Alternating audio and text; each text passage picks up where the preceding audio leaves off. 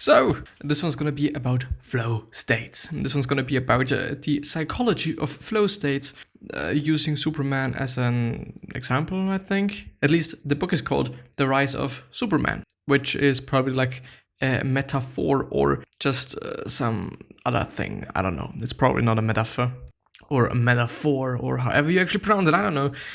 But yeah. We're just gonna go and have a look at it. I know, because there's not gonna be an intro today because it is quite unnecessary anyway. I know, and I also hope that my phone is not gonna turn itself off, which would be a big fat bummer. The thing that I'm just noticing is that the fucking audio is so bad. What could I do? Searching around for solutions, but I don't know. Should I just try to do it? No, I'm not gonna try. I'm not gonna try and do it just somehow. But I'm gonna at least have this there, and that on the other hand. And I believe that this is already making it way better, and yes, it does. And yeah, we're just gonna have a look at it, and I'm just also gonna start reading. Let's push this away a bit. So, I think now it is fine. Now we can move on with the book, with the amazing book. Tomorrow I'm gonna have my first exam. I'm pretty excited, and I'm pretty looking forward to it, and just also looking forward to the whole experience, like what it is gonna be like, what is gonna happen, am I able to concentrate for 6 fucking straight hours straight? Yeah, I don't know, we're gonna see, and I'm gonna talk about it tomorrow. I do hope that I'm gonna be able to record something tomorrow, I guess so, but I should also kind of keep in mind that I'm not fucking Superman, because I've already as well, or once again, over the course of the last 2 weeks, I've been able to just do this 2 times now, and the second time to overtrain. I think, at least, which means that a little bit of headache thing and stuff like that, a little bit strange feeling and stuff, and me noticing and my body saying to me like, well, maybe you should rest a little bit more. Maybe your physical or your body quite just needs some rest and some recovery because you're fucking it over and over and over. Yeah. So I don't know, I do actually have to do a second workout today, a really minor one, but I'm not quite sure if I should actually also do that, and because it might be one of the dumbest things I can do. It would only be biceps and triceps, but still, I would actually like to do it. Anyway, The Rise of Superman by Steven Kotler. The best book on getting a basic understanding of flow states and how to get there. Highly recommended since it's much more approachable than the landmark book Flow, which is actually, I think, very scientific as far as I can remember, or at least not that easy, I guess. Many of Haim's subjects reported these profoundly altered states without being in actual jeopardy. They only thought they were in life-threatening situations. This was a key detail. These experiences seemed mystical. If they only arose solely in their straits, then perhaps they really were communiques from beyond the beyond. Yet, if perception and psychology were the triggers, then the puzzle was more psychological than paranormal, and that opened the door to considerably more interesting possibilities. Which just means, I guess, apparently it is the case that we can get into flow states and by just doing some things, and I'm looking forward to just knowing what these things are. The first was these experiences were profound. People were radically different on the other side, happier, more content, significantly more fulfilled. The results were undeniable. No matter the seemingly fantastic nature of the events, James was certain they produced changes that were undeniably psychological real. Secondly, high-risk adventures tended to amplify not only mental performance, but physical performance as well. And I do just, want to quote-unquote point out maybe that, of course, if it is a high-risk adventure, if it is a high-risk thing, maybe something that you have never ever done before, then your body really just gets into a specific state. I do not actually necessarily want to talk about the flow state, because this is clearly something different, but I rather think about being indeed superhuman. Being super duper strong just because of all the adrenaline that is in your body and all sorts of things. And it kind of also reminds me on Wim Hof and his breathing method, which I might actually be doing today, because it actually helps really well with feeling better if you just are pretty much fucked. And especially, I do think, because I've tried it out on the other occasion where I have been a little bit fucked because of just too much things, just too much training. It's not necessarily because of all the other shit that I have to do, but I think it is mainly because of the training. So I did it in bed for 1 or 2 cycles, and it worked really fine. I was able to sleep. I was just feeling pretty great. And so it might, I think, be a pretty valuable and good thing to also do that today. Anyway, it reminds me of it because it is also about adrenaline. It is also about just pushing your body full with adrenaline, and which is just then going to help, as far as I remember. I'm not quite sure. Just take it with a grain of salt. Most people live in a very restricted circle of their potential being. They make use of a very small portion of their possible consciousness and of their soul's resources in general, much like a man who, out of his whole organism, should get into a habit of using and moving only his little finger. Great emergencies and crises show us how much greater our vital resources are than we had supposed. We indeed are fucking strong. We all are fucking strong, whether you're just really in good shape or whatnot. If we are in just really fucked up situations, we can fucking perform on such a high level. It is insane what we are capable of doing, you know. So the question then is how to get into this specific state without having to be in a life-threatening situation. Quite. Fatigue gets worse up to a certain critical point when gradually or suddenly it passes away and we are fresher than before. We have evidently tapped a level of new energy, masked until then by the fatigue obstacle usually obeyed. There may be layer after layer of this experience. A third and a fourth wind may supervene. Mental activity shows the phenomenon as well as physical, and in exceptional cases, we may find beyond the very extremity of fatigue distress amounts of ease and power that we never dreamed ourselves to own, resources of strength, habitually not taxed at all, because habitually we never push through the obstruction, never pass those early critical points. Which I guess, and I do really want to point it out, I don't know if you should try it without supervision stuff. I mean, working out and just really going past failure and really pushing yourself hard, like you can really fucking injure yourself. You can really fuck your whole entire body, which is just entirely not advisable. So please just have a look at it and please just be clear of the fact that it might just not be a good idea. But I think we're just going to go ahead and see what he's talking about. In fact, when it's a person's name, but I'm not able to pronounce it, dove deeper into the data, he discovered that the happiest people on Earth, the ones who felt their lives had the most meaning, were those who had the most peak experiences. 10 core components which indicate the flow state, and a lot of them you're probably going to know. By the way, I think should point out that the flow state is a specific state you're in which you're performing on a really incredibly high level. But yeah, I think by pointing out these components, you'll just also know some occasions in your life or of your life where you have also been in such an amazing state. By the way, you should check out something, and it might be I'm fine. I'm super fine.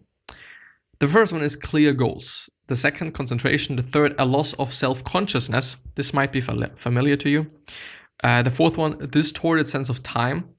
Do you know just being or doing something and you just completely, you don't know what time it is. You never know what time it is and time passes like fire. This is, what he's referring to.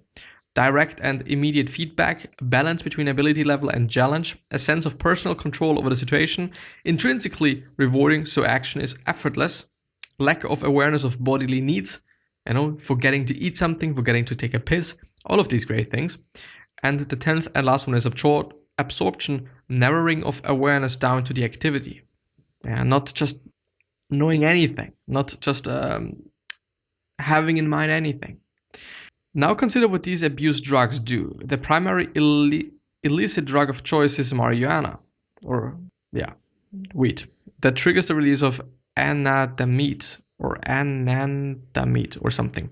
Antidepressants are some combination of dopamine, norepinephrine and serotonin. Tobacco and ADHD drugs affect dopamine and norepinephrine, and prescription drugs of abuse are opioids like OxyContin, meaning they affect the endorphin system.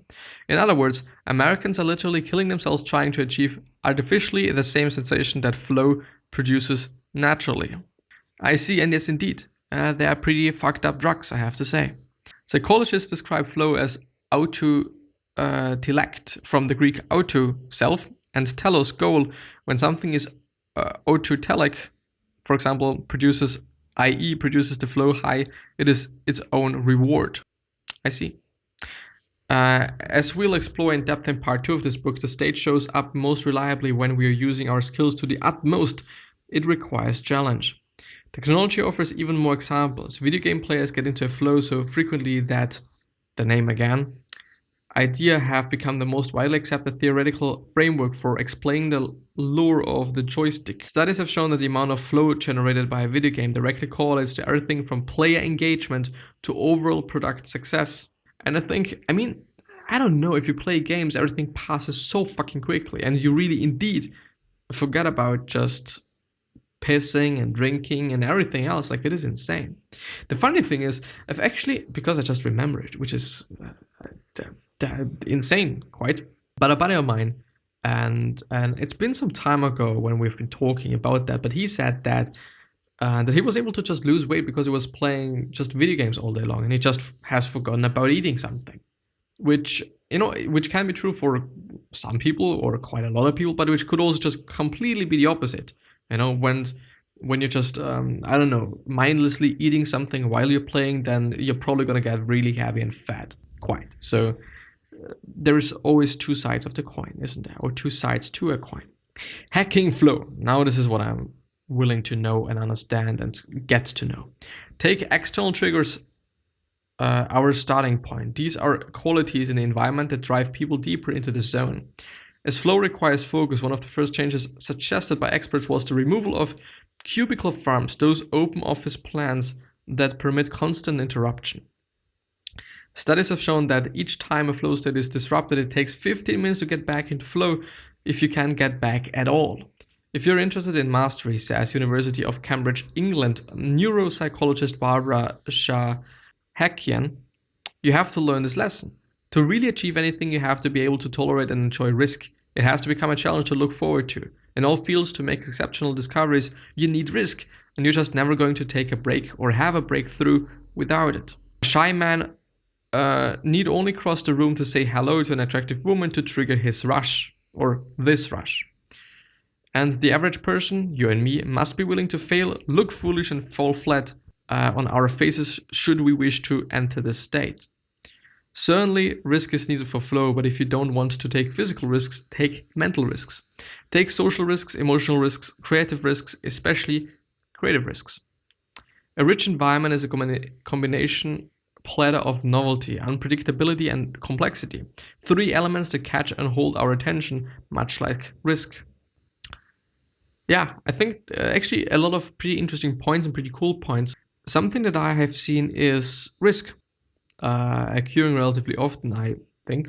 The thing is, because, as I've been reading like creative risk, like I thought, well, what do I mean? What is creative risk? And I thought, when you do something that you have never done before, if you do something, for example, if you do something that you have done before, but you're doing it in a way that you have never been doing before, or you're doing it in a way that you have never been doing it in before, which means, for example, when I'm designing something and I just tried something completely new, then I have to figure out how to do that. And I indeed, just because I'm remembering it, I indeed get in such a state, in such a state where I just am really focused and working on it until I just kind of get out of it because, the challenge is too high or too big, as they have also pointed out, like there must be a really good balance between too much challenge and too little challenge. So it should be challenging, but you shouldn't break by doing that. Quite simply, 300 feet underwater, there's no way to be elsewhere. When she says, it is really important to not let myself get consumed, she means when diving, not thinking about a future where she could run out of air, or the past where a poor decision made her use up too much air is survival. Which is kind of strange in terms of like fearful. It's strange. Well, anyway. Study after study shows that we are terrible multitaskers, but trying to improve performance by being everywhere and everywhen, we end up nowhere and never. Again, the name identified clear goals, immediate feedback, and the challenge skill ratio as the three most crucial or critical factors. So let's take a closer look. Applying this idea in our daily life means breaking tasks into bit-sized chunks and setting goals accordingly. A writer, for example, is better off trying to pen 3 great paragraphs at a time, the equivalent of moving through Mandy Ray's kick cycles, rather than attempting 1 great chapter. Think challenging, yet manageable. Just enough simulation to shortcut attention into the now, not enough stress to pull you back out again. Flow appears near the emotional midpoint between boredom and anxiety in what science calls the flow channel. The spot where the task is hard enough to make us stretch, but not hard enough to make us snap. So how hard is that? Answers vary, but the general thinking is about 4%. That's it. That's the sweet spot. If you wanted to trigger flow, the challenge should be 4% greater than the skills. The question now is, how do you determine whether it is 4% or 5%? The ability to learn faster than your competitors is the only sustainable competitive advantage. Quite. So, being in a flow state, good idea. The US military trains snipers in flow twice as fast as normal. McKinsey established that executives in flow are 5 times more effective than their steady state peers. This is exactly what 150 years of flow research has revealed. This is what the recent revolution in action and adventures sports clearly demonstrates. Flowing brings out the very best in us, and for certain, it is that very best we'll need to create a world of abundance. Do we really want to create a world of abundance? I'm not quite sure of that. But since we're having some time left, how to get into flow? And I feel like my back is kind of breaking or something. Choose work you love. Choose an important task. Make sure it's challenging but not too hard. Find your quiet and peak time. Clear away distractions. Learn to focus on that task for as long as possible. Not not what I'm searching for. How to reach flow state using 10 flow state triggers. Uploaded by TED onto Medium. I didn't know that there, or just apparently also not. And yeah, I can't read it. Yeah, fuck you. Pisses me off. The flow state. How to enter your brain's most productive state. College Info Geek. Let's just have a look. I just want to have a list. No. I want to have a list. Why flow? Matters how to achieve flow. Make sure you aren't hungry. Good idea. Hunger will kill flow. Cut out distractions, even though I do have to point out, which is something that's pretty interesting. If I am in my fasting period, which is from around 6 to 7 to 8 p.m. on the day before, till 11:30, 12 a.m. Or 12 p.m. actually then, or 1 p.m., sometimes even 2 p.m. I know it just really depends, but I'm just normally trying to really be 16 hours in a fasted state. And in this time, I'm actually very productive. Even though I do sometimes just then work out, which might not be the most efficient way of using my time, kind of. But yeah, use the Pomodoro technique, which is 25 minutes of doing something and 5 minutes of resting. Which I maybe should try out, I don't know. Don't multitask. Get enough high quality sleep. 5 situations to cultivate flow as a student. First of all, in class. Is there exam studying and homework? No.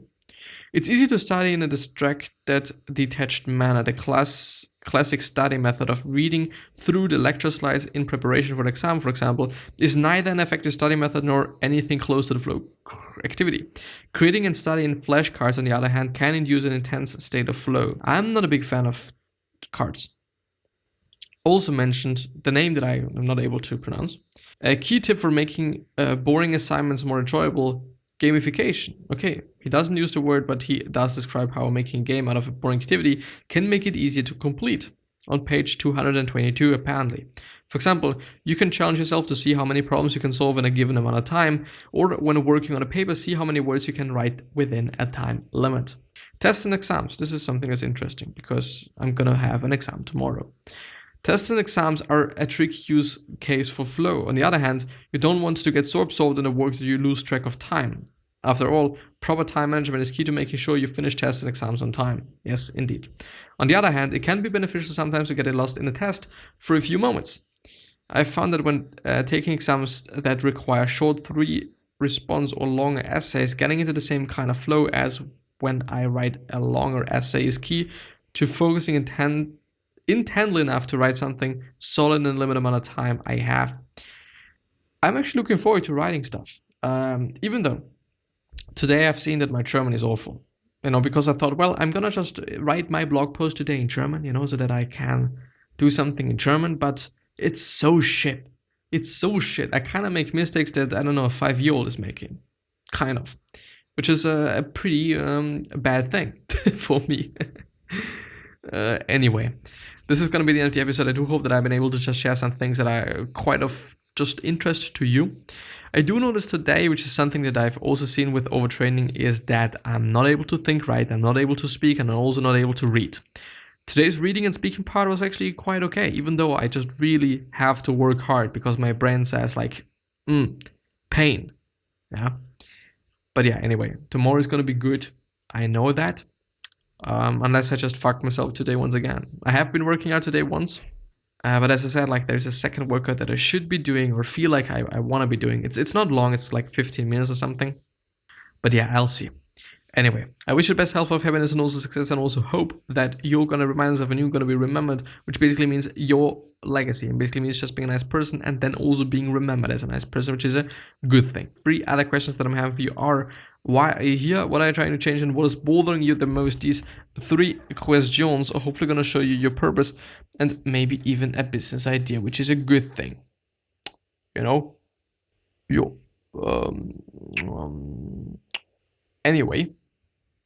Anyway, another question that I'm 3 questions that I'm having are: why are you here? What are you trying to change? And what is bothering you the most? These 3 questions hopefully going to show you your purpose and maybe even a business idea. I don't know if I've already said that, but another question that I'm having you is: what could you do? What could you make that really makes somebody's day? And yeah, with that being said, I'm hopefully going to see you the next time. And now I'm going to have to record the next episode. It's going to be a little bit difficult, I guess. But yeah, we will see. And thank you very much. I just appreciate all the things. So bye-bye. Stay healthy, by the way, and cool and everything.